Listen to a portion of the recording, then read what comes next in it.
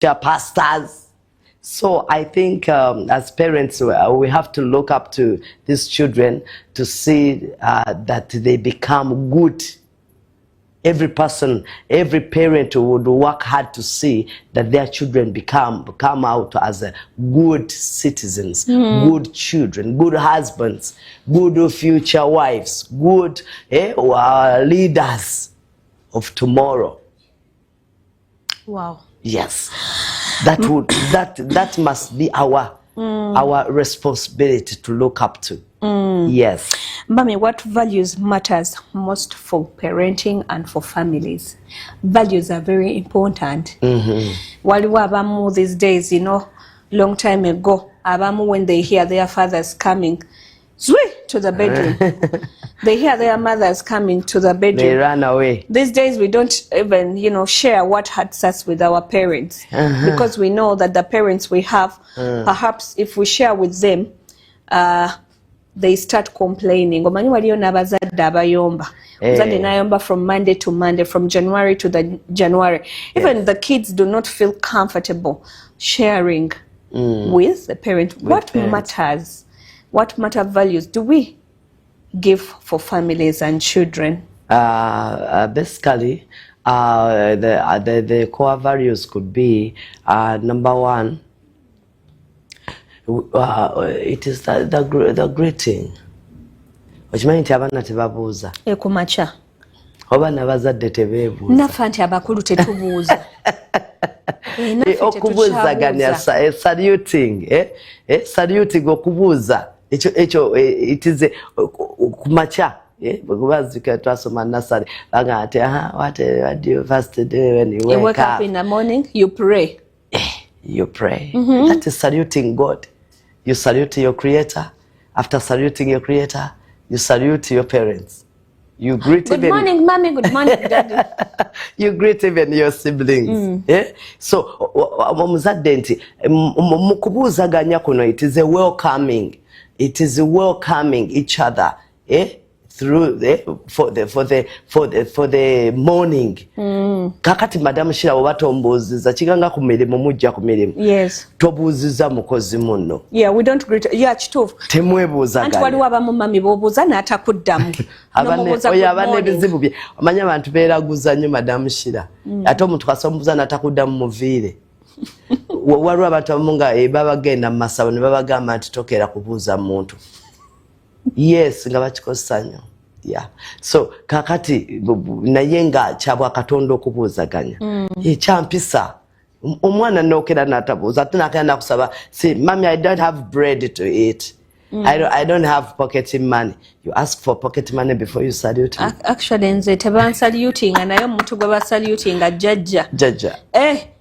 Morning jjajja. Nze bayinza obutankeererako oba jjajja yagula omugati simanyi. Ekintu ekyo kyabanga kitono naye ate wekikulira mwana taba nampisa kigenda mu affectinga ku mirimu ayite ku bantu akulenga ayita ku bantu atuko ogenda okusaba emirimu atuka mu office ayise ku reception tabuuziza receptionist ayise obisi oba okiraba so ze ndowooza nti tuyigize abaana baffe empisa etandikibwako kubuuza then okukotandikira respecting people, being humble,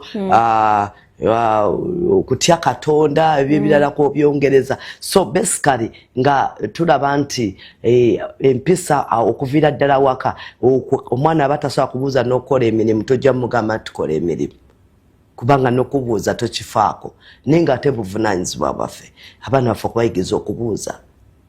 Bw'oyogera ku respect mami bw'ogamba nti no respect. Yes. Mwetujjiramu even respecting the maids at home that we have. Perfect. Respect for all.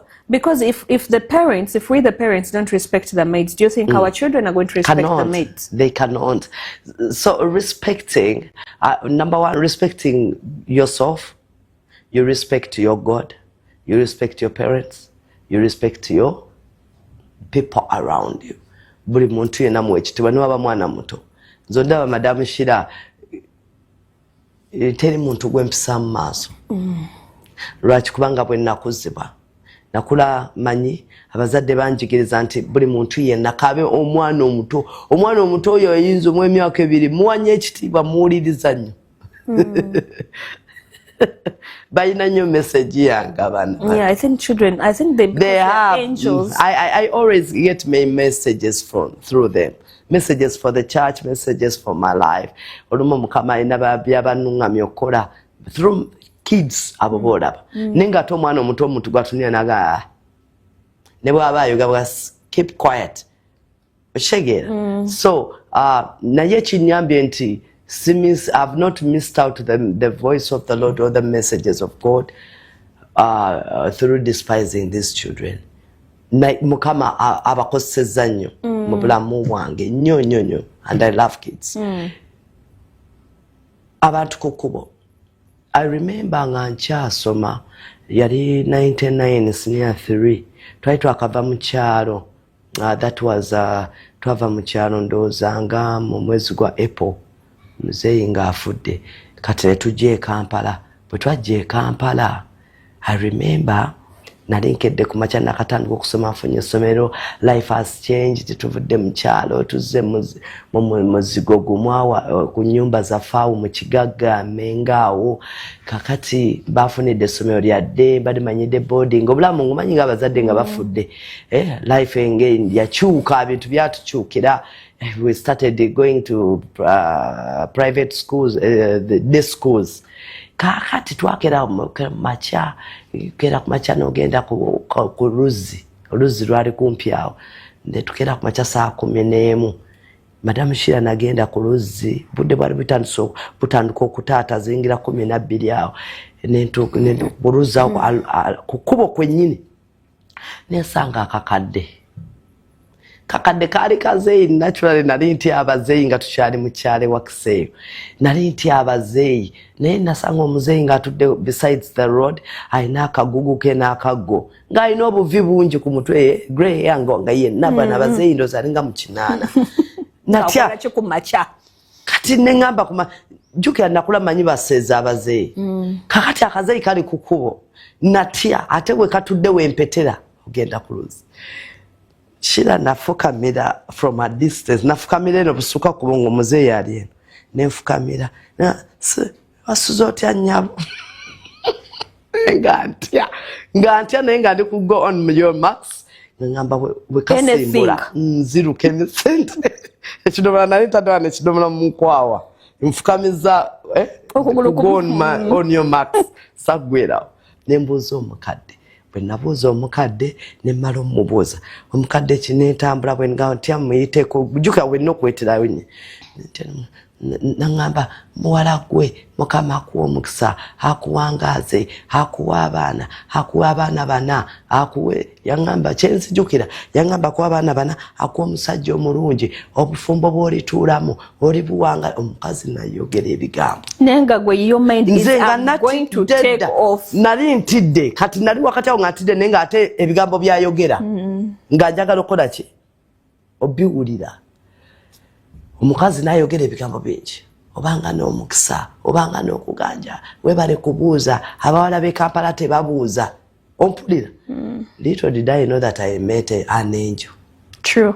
Nempeta ebigambo nabiwulira nangenda nga mbisabira mpaka ku Luzi nensena amazzi neza okudda saakasangawo ate nga oluzi lwali ndoze entanga 4-5 nga okudda era naye I was expecting you must have tekaliwo. Kitegeeza ki mu bulamu nti olumu tuyisinganya ne zimalayika. Ne tunyooma abantu abo boyitako ku macha. Omukazi byonna bye yayogera abaana nina banera nga sisuubira kwongerako nga bwe yabasaba obufumbo bwe yansabira bwendimu paka nakati nenge bye yabyogera ndi mu senior 3 naye yangamba kimu nti abaala b'e Kampala tebakola ki tebabuuza. It is out of respect to greet. Perfect. Dimbo tebabuuza kajukira nze nali nvudde liiri wakiso batukuliza mu kubuuza buli omu awaka baaba buli omu waka butayita baaba kikubya. Noyisa baba waka just waka baba mboka evaayo kwegamba chovolaba nti kikyenagambye nti charity begins at home nti ffenna twakuzibwa mu maka g'enjawulo naye wesanga nti olwaliwo n'empisa zaffe ziri so alarming. Just the reason being where we grew up from. kyekyo ate akakyama amamera bw'okagolola kamenyeka nti wesanga olwaliyo omuntu wabanga teyakozibwamu mpisa bw'omutereeza abula kuvuma buvumi bw'omutereeza abula kukuba so abazadde abali eyo mbakubiriza tuyigiza abaana empisa ennungi nze nkirabyeko nti abazadde baffe singa tebatuyigiriza mpisa nnungi fe olwaliro tukuze nga tuli feka abazadde bonna baafa naye olw'empisa muffe buli omu waali alandiza okitegeera buli omu waali akoze ki alandiza ku mirimu mu kusoma okitegeera mu buweereza mu makanisa mu kuweereza Katonda tulandiza buli omu gyalandiza mu bufumbo buli omu ali mu bufumbo bw'atudde oba okitegeera naye singa abazadde batweka mu bbanga nga tetulina mpisa ate tebagambako tonenyezebwa tokola ki ebintu ebiringa ebyo ensi yanditunyize madamu Shira kubanga kimu kyenkuze kyentegedde togatta mpisa mbi na bwamulekwa bw'oba oli mulekwa olina okuba nga olina empisa empisa zo zikwayimire togatta nnaku ate n'obusibufu bw'empisa. Actually, boyogera that thing.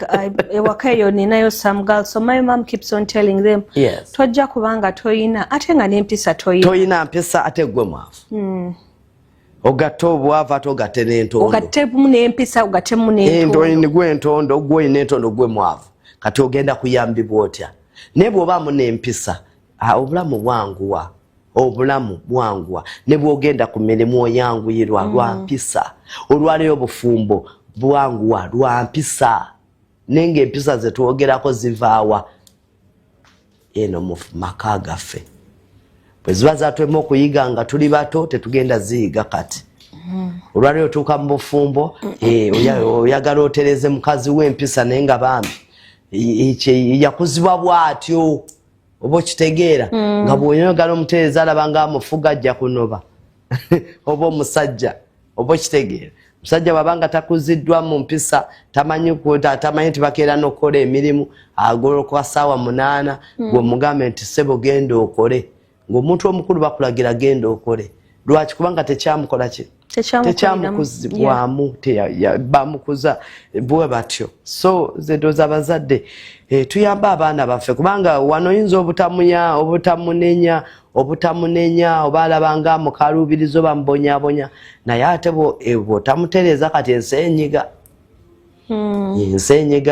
nga toliko muzadde tolika kuba ku mukono nga buli muntu akwesamba time egenda tuuka abaana boyina bafumbirwe bawase batandika obulamu bwabwe batandika okubeera independent in their own marriage so obulamu bugenda banyigiriza era bali kukyawa bali kunyigira nze olwaliro nebaza Katonda olw'abazadde bange bawumula naye mbenyumiriza because they raised us as a family ne baganda bange bakulu bange bali eyo mbebaza abantu abasigala mu bigere by'abakitaffe twabanguyiza obulamu kubanga lwaki twalinamu ku mpisa batuweerera ne tufumbira ne tubatwalira abaami baffe ne batusasula ne banjula oba okitegeera naye ng'ezo zonna ki mpisa kakati omuzadde singa bw'oba toleze mwana abaana ekyabi bagenda obbagomosa bw'otakuba kati mwana mutereeza n'omutereeza mu kkuba ettuufu abaana bagenda beekubira babagulye ekibooko babasabule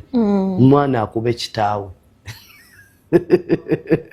bw'otakuba mwana ojja musanga ng'akubye ajja bakuba kibooko beba bakuba kati abazadde kati abaana waliwo abazadde abamu nga bali eyo bakaaba abaana babafuukidde ekizibu n'enjuba tyano zisulamu lwaki nga abaana babwe baabe boyonoonera nze madamu Shira njagala nnyo abaana but I have tough love.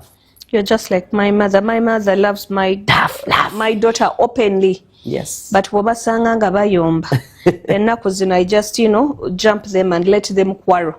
Ekisooka bwe babinyingizamu nga mbagamba I don't know what happened. You did not inform me that you were going to disturb your jaja or you were going to quarrel. So please go and sort your things out. Kubanze mbadde siriiwo. So I'm not seeking a sympathy. No, I'm not supposed to come into your matters.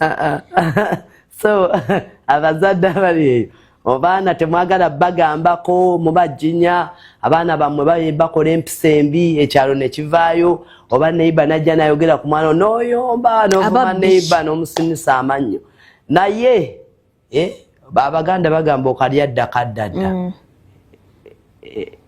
mbunyo gira mu katiko nekola etya so n'omwana oyo olwaleero gw'otanenya mu maaso eyo ajja tukakabye pressure zikube omwana aganye osoma mwana aganye okola ate mwana atandike kubba mu nsawo yo mwana atandike okukola ebintu kwegamba mufune n'ebi pressure bye mutandikoze ki byemutandifunye naye nga mwana wo gw'ozadde yakola ki naye nga ate walina obudde obukola ki omutereeza nze ndowooza okubuulira abaana kiringa nze oli wanajjana nga nti muwala wo yakoze bwati ne bwati nze abaana sibawakanira madamu Shira true omwana asobola okukola ekyamagero Yesu kyataakola asobola okukola ekintu naawe enviiri ne zikuvaako ye mwana so abazadde bw'oba ofunye chance oli najja nagamba nti omanyi Chanel yakoze bwati ne bwati Joram yakoze bwati ne bwati tosooka kukola ki to argue tokayana totandika mpalana sooka weebuuze kino kibaŋŋambye kitya find out because there's no smoke without fire abantu bano Katonda akozesa abantu always olumu nga akozesa abantu mu bulamu bwaffe olumu okututegeeza naye ndabye ebisanje nnyingi kati nze nkikubuli out of experience nti oli omuzadde omugamba nti omwana omunange bamunange omwana ng'aleeta abasajja mu nnyumba ekyo mikwano ki how sure are you miki munange beba yayingiza abasajja si omusi babiri si basatu okubuliri amwana ayonooneka aba ayonooneke olwaliyo mbalabyeko abaana be bonooneza abaana bazadde baana bannaabo okitegeera naye ng'ate singa yali akiwadde okutwa okuggule n'atakiggalira we tend to give deaf ears you get tuwolereza nnyo abaana baffe bwe abaana baffe tubatwalanga bamalayika abaana baffe tubatwalanga oba kiki nze nedde wange they can shock you kugambye omwana ayinza okukola ekintu n'oweebuuka n'akuweebula n'akuswaza and it is very possible ate n'ekirala abazadde abali ekyo tulina okumanya to let us do follow-ups at school, our children yes. At school awaka ku ssomero ku church bw'ogamba follow-ups at school and at home yes. These days parents we don't even bother to go to see what children are doing at school. At home it has become a problem. Yes, we don't twaberangako ne time. I think my mom has that thing in her that she can wake up nagenda mu town omuzukulu bw'aba alina gwamulekedde takuba ayingirawo buyingizi ogenda okusanga bw'aba bwakuva mu town ssaawa 8 kwolwo akomawo ku 6 to say exactly what has been happening at home. Or she will just come abrupt. But these days I grew up seeing my mom that she would come back and say, hey, I just come back to check, is everything okay? Nadayo. But these days when you talk about following up, we no longer follow up at school and at home. Rachi abazadde abali eyo abaana tubalese ne beekuza abaana beekuziza omwana omuzadde n'otoola ssente n'owaayo fees tomanyi omwana kirasi gy'alemu tomanyi omwana baasoma na biki je kati si bali ku new curriculum gujja bagira tetubitegeera naye mu butabitegeera nze ngoberera at least ogendayo we fall up we sigenda Mr. agenda kwegamba kusomera bitunnyonnyole obutote tubitegeere naawako omwana akola atya akomewo kwegamba olaba nti nze njakiyita bulagajjavu mu ngeri emu oba endala tulagajjala naye ng'ate bye tulagajjala bano abaana Katonda yabatwesigisa n'abatuwa Bayibuli egamba nti abaana busika bwa Katonda yatuwa ebibala ebyo ne tubirera mwana omwetika emyezi 9 n'omuzaala ne mumulabirira kati atuuse waatuuse owulira kati ate okooye nnyo kakati gw'okooyeddeoyo enkya yagenda okuyamba ffe tugenda kaddewa tukootekoota abaana baffe ate bakole ki babe nga bebatwala ku malwaliro be batulabirira oba okitegeera kakati omuzadde n'okwata fees n'ozisasula n'otafaayo kumanya omwana asoma ne ku ssomero totuuka fees omwana yazisasula anti mami abaana basomye bakulu you find a kid in senior 6 is 21 so why should I follow up nze nkufolonga naye oba ku university Madam Shira ffe kitaffe yatufollowinga ng'akutwala ku ssomero n'akuteekayo nadda olweggu najja mutamu mweweddeko najja n'akunona wakini waba takunonye ng'aweereza za school tracker amaking sure nti vidi wakiri waba tasobola vidi nga alabye nti vidi yabaddeyo di teyasobodde ku Monday vidi teyabeerangayo ku Saturday ku Monday akeera si yali PTA chairman yali chairman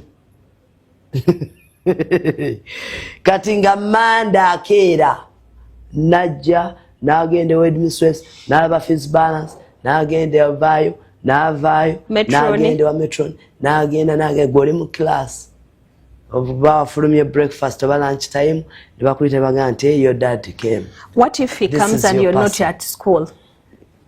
Oba lubega oba omugamba otya kugamba twali tukimanyi nti taata owaffe essaawa yonna agwa bw'aba teyazze vidi amanya akeera ku Monday yeeyoyo ayingirawo n'akola byakoze maza paso yo n'agikwasane headmaster oba headmistress bw'agimuwa bulaba kuyita baga nti you go to the HM's office ng'ogendayo nga madamu kaddu ng'akusimba paso yo daddy came yakuweereza ebyo n'ebyo ye ng'asirika taata.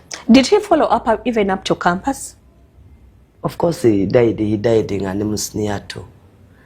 He died in senior 2 but bakulu bange yagendanga Mbarara mukulu wange yali Mbarara University. He could go from Wakiso n'alinya bus n'agenda n'akyalira n'agenda e Soroti.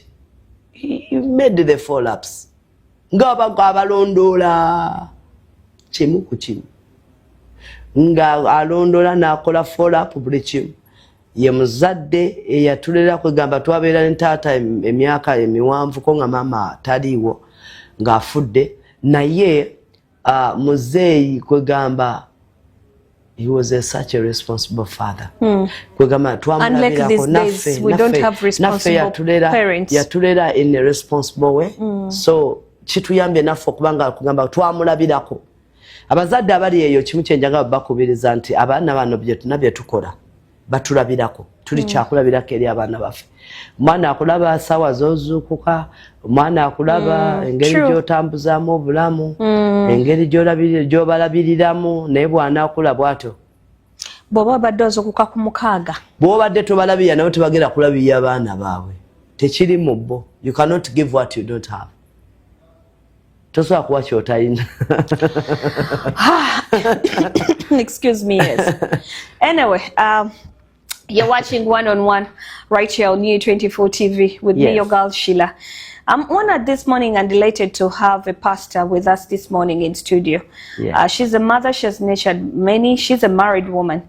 And today we're talking about parenting. One thing that has really caught my attention is when she said that sometimes the day you wake up, if you've been waking up at 6, 7, 8, you wake up at 10, midnight, even your children, when they grow up, will wake up at that same time. But one thing that I've liked is their parents never gave up, looked after them even at campus. Right now, as I'm saying, my mother is one person who can follow up. Even in your marriage, she can follow up. Even when you're sick, my mother will follow up. Even when you're heavy, pregnant, she will follow up. Have you eaten? Are you okay? What time are you coming back home? Do not move. Don't go out. Please come. That is typical of my mother. Sometimes I ask her, but why don't you leave me to, enjoy Don't worry, you will enjoy, but me as long as I'm... But you can wake up, Mami akera kumachana gama, aren't you today going out? Go out, go sit, go out. Naye akugamba, na yu akumawo kumeka, kale genda, na waboyi na jo sudo ngamba, na owani eyo, na ugenda kusuda one, that is my mother. That's being responsible. But at my age, you know, when I look at myself towards, you know, my 40s, I'm like, why is she still doing this? No, she will say, you're still a child. No. Exactly. Nekati akugamba. Onoria, kutereke echemisano onoria. Mami, away from that. Yes. How do you teach, there's a question someone that has here sent me. How do you balance discipline with emotional connection? What you balancing, what you discipline, and then emotions come in, you know, sometimes basically we mothers, how do we balance that?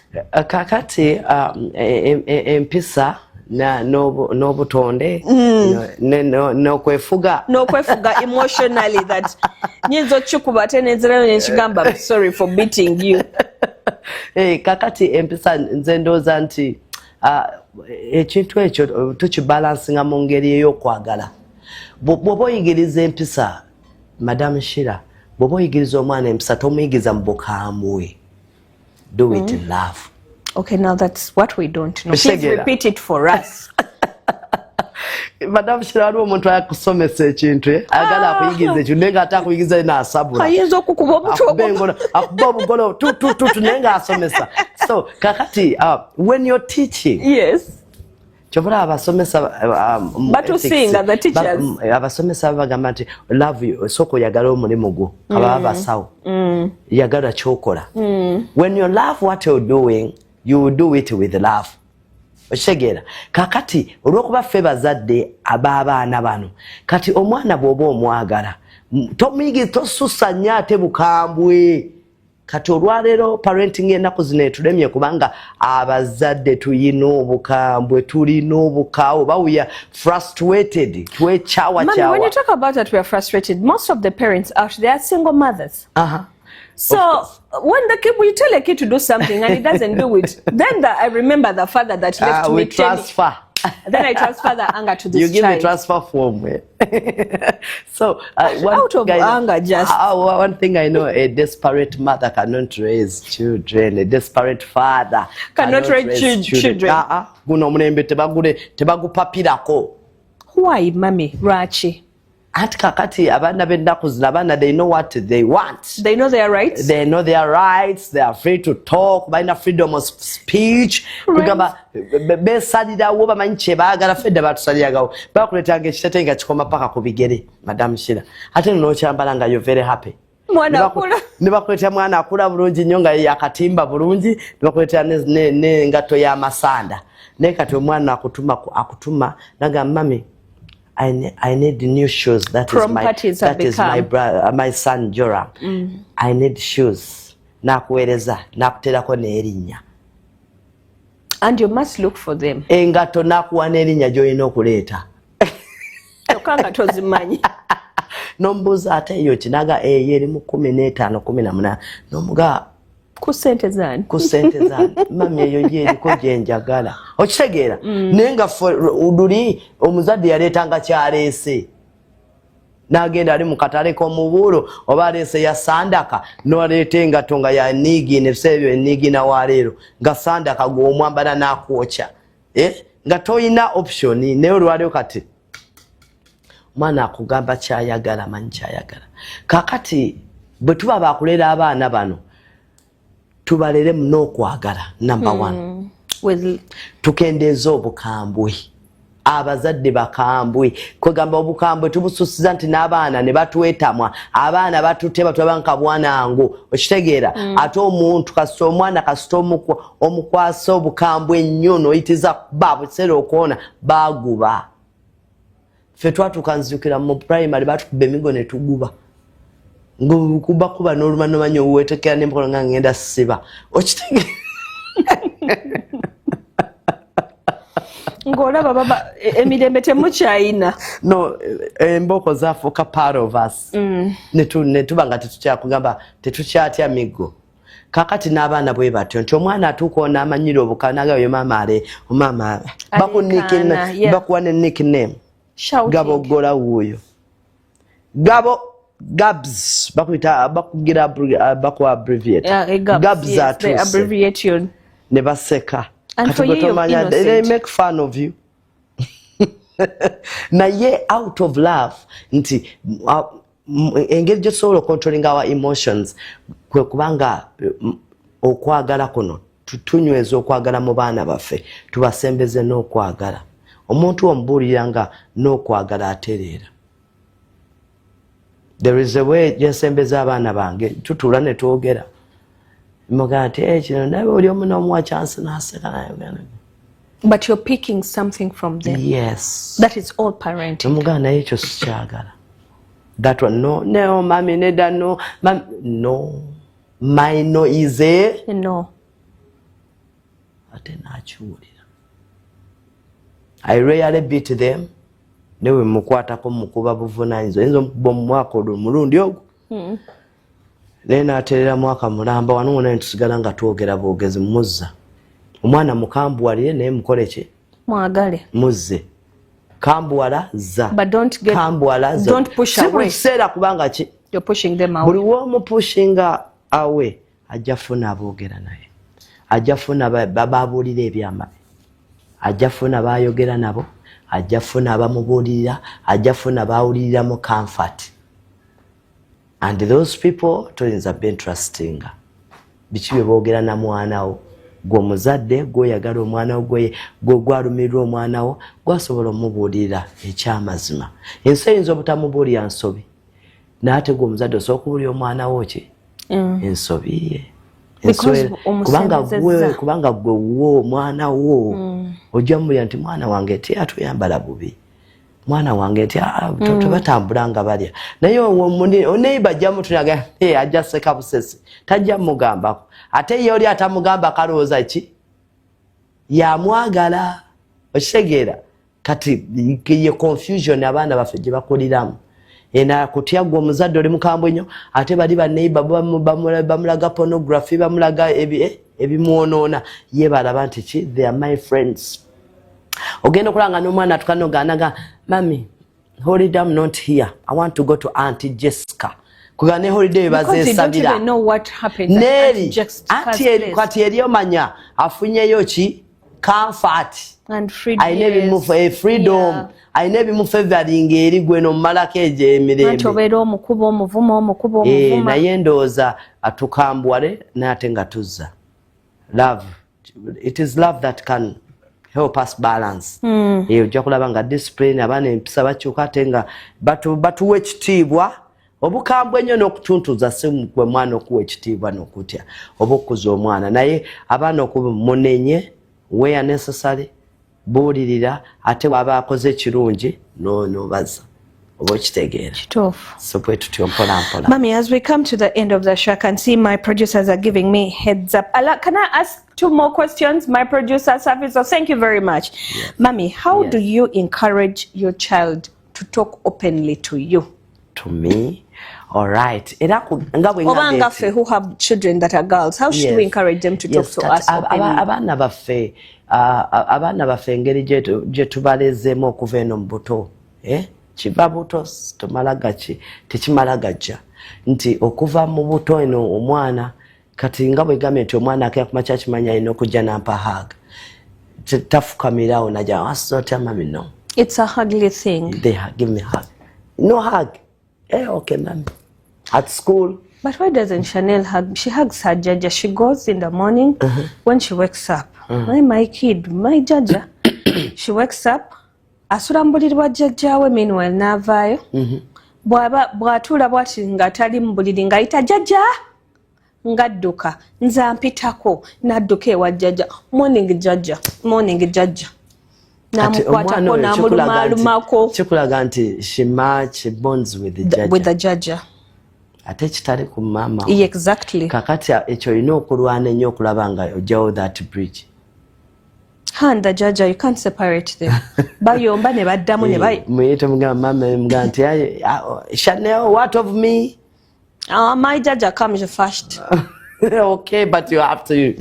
Yeah, I'm neglected in that house. So kati umwana kati inokuba okokola ki Hugly, you know. That's how we talk to them. No mugana kati inzo kujana kati ba inzo kukera kumachana jana. Morning dad. Najana ga daddy. But you know the morning is not coming out properly. Jukira daddy yasoke no kuchitanda. Kati bajja ne bahaginga daddy. Naja mami mugama nagasota no bana afuka mireri. Wasota no mami. Rachinga tembi joba dompa hug. No mugamba with no hug. Lwachi mugamba hug that openly, embrace, you know. Yes. Nchikoledde nyonze nganze. Obo kitegera. But you mind they have to hug dad, they have to hug me. Baba yebaza hug. Baba abuza hug. Era bwakomeri kugamba it is a routine. Ate ne kusomero, that is what they taught them. Yeah, they hug actually them. They hug Baba the teachers. hug gate. Yes, hug them right from the gate. Yes, true. Hug, hey, you're welcome, you're welcome, you're welcome. Kati abana bange they are hug children. They are huggies. Yes. So kati ne kituyamba nti mwecho bwaba vudde okusoma kimanya I have to go hug mom. Maybe baba bamunyeze, that's the time they will talk to you openly. They come. Of course, it's not often. Na ye waliwo tufunamuko one-on-one. I get one-on-one. When should we have these one-on-ones? Oh, one-on-one muyitenga ali mu kisenge ka. N'ebiseeso yakati muwala wange amanyo ganaga mami I need some time with you. Gomanya ina private byayagala okugamba private mga omno mga siri mu mood. We shall talk later.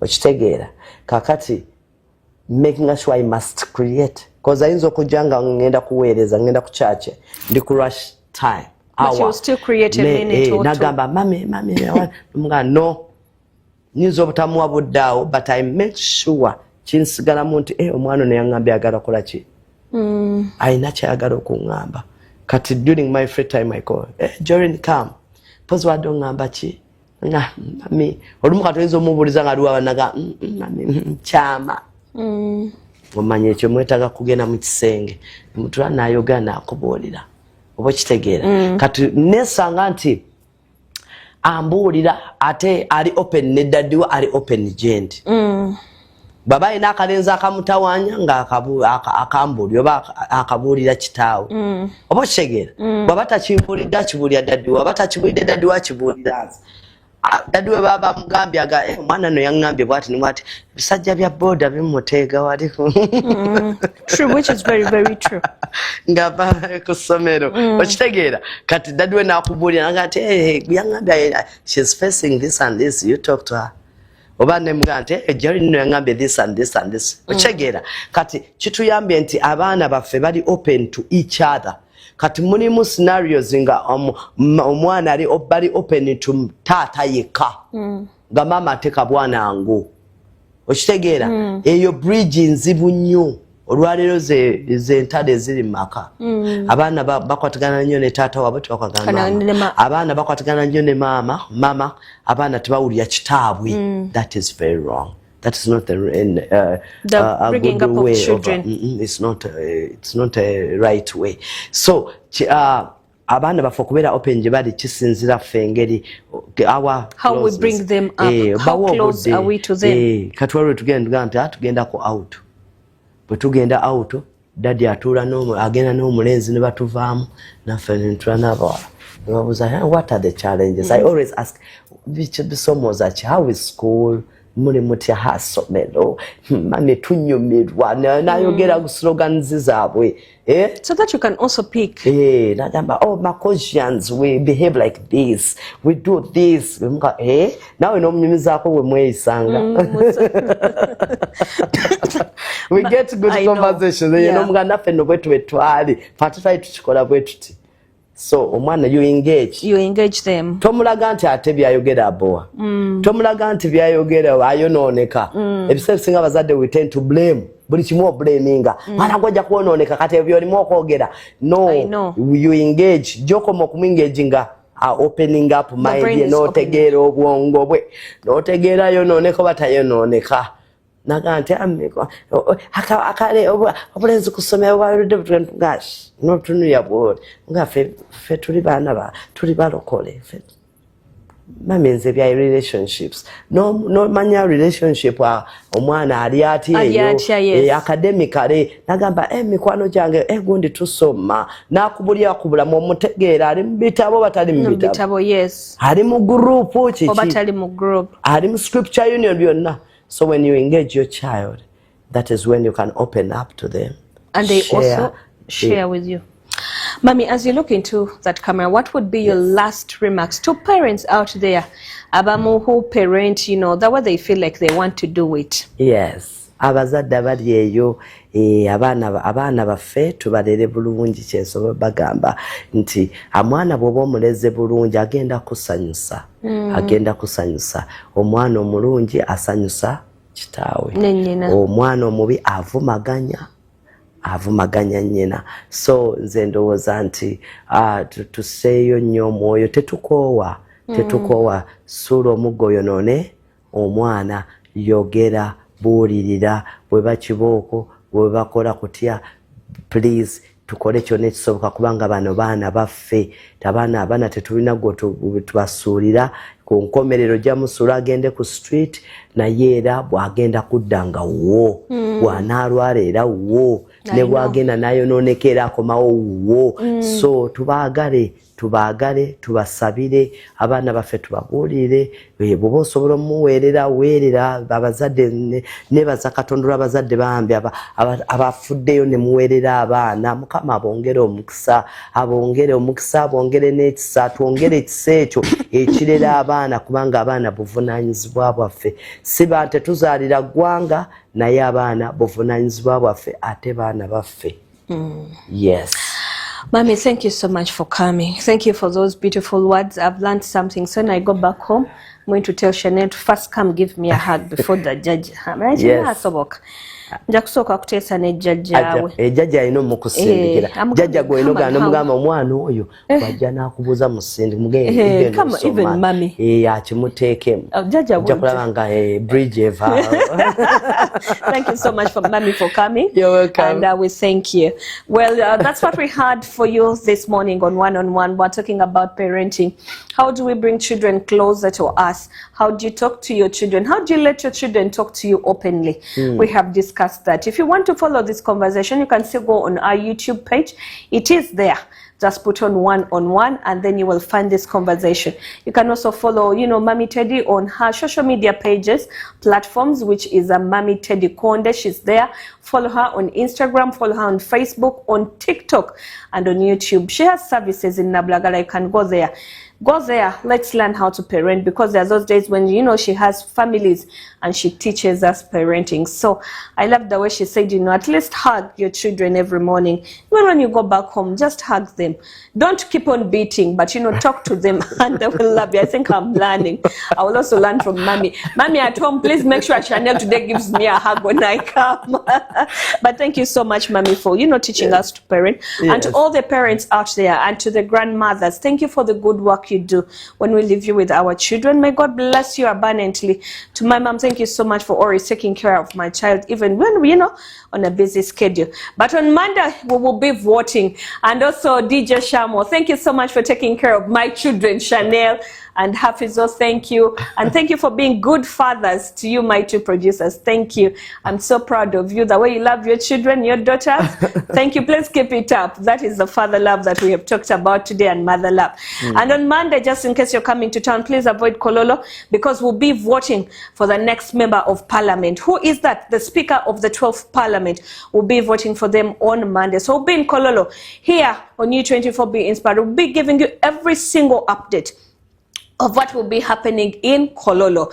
And of course, UBC TV, Star TV will be live there and will be giving you updates. DJ Shamo is up next with the latest music. In the world of entertainment, is there Uganda you want to know? Well, DJ Shamo is here. Any song that you want to request for, DJ Shamo is here and I will be playing for you the music. Please do not miss them. Fresh and Clean, Ashtray, MC Emma, and of course, the one and only. What's her name? The lady, she calls herself Abuja who? Ejofo. Yes, so she will be here and they will be, giving us everything that we need to do. Shiba, we're waiting for you. You're late, but we're waiting for you. Thank you so much, guys. We'll do this again next time, same time, right here on U24. Be inspired.